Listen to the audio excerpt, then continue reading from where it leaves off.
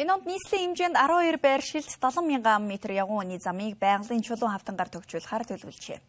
Өнөөдрийн байдлаар 5 байршилд явган үний зам шинжлэх ажил үргэлжилж байгаа бол үлдсэн 7 байршилд ажил эхлүүлэх бэлтгэлийг хангаж байна. Жил бүр зам засварын ажлыг энэ мэтчлийн хийдэгч засвар шаардлагатай эвдрэл гэмтэлтэй замууд хэвэндээ байгаад иргэд бухимдалтай байна. 2025 онд нийслэлийн хэмжээнд 54.2 км урт 195 мянган ам-метр явган хүний замыг байгалийн чулуун хавтангаар төгжүүлсэн. Гэвч сольсон чулуун хавтан эхнээсээ хагарч цуурч эвдрэл гэмтэл үүссэн талаар иргэд хэлж байна.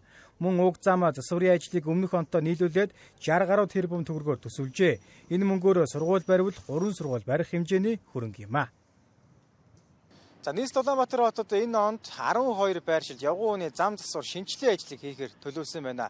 Тэгвэл яг одоо миний энэ зогсож байгаа хавтанг боржин чулуун хавтангаар шинжлэх ажил явагдах юм байна. За харин иргэд зөв зүгээр байгаа энэ хавтанг солих шаардлага байна уу? Төсвийн мөнгийг хий дэмий үрж байгаа хэрэг гэж иргэд байр суурь илэрхийлж байна.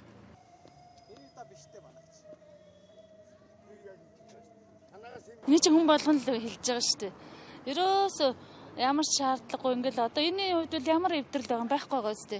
Инхэл донхол юм байхгүй. Тэгэл дараачихын шинээр хийсэн нэртэй баахан мөнгө ингээл уурсгаал. Тэгээд эдгээр чинь урдгаасаа ерөөсө хийж байгаа ажил нь урдгаас ерөөсө 7 дор байгаа шүү дээ.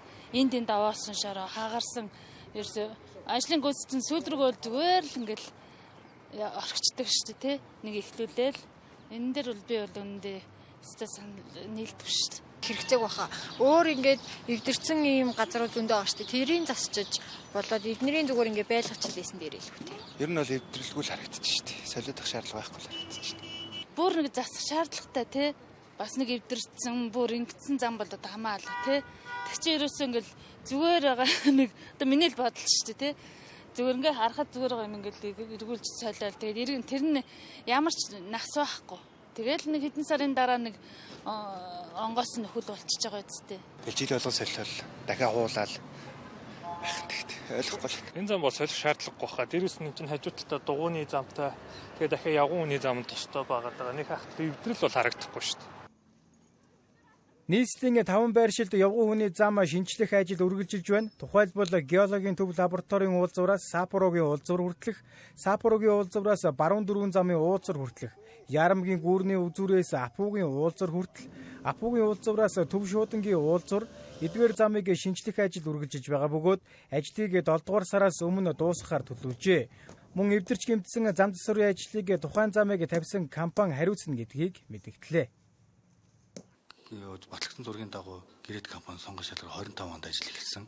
За 25 онд бол дөрвөн хэсгийн ажил бол дуусч дөрвөн журмын дагуу байнга ашиглалтанд оруулах комисс ажлууд дүнэлтэнд баталгаажсан байж байгаа.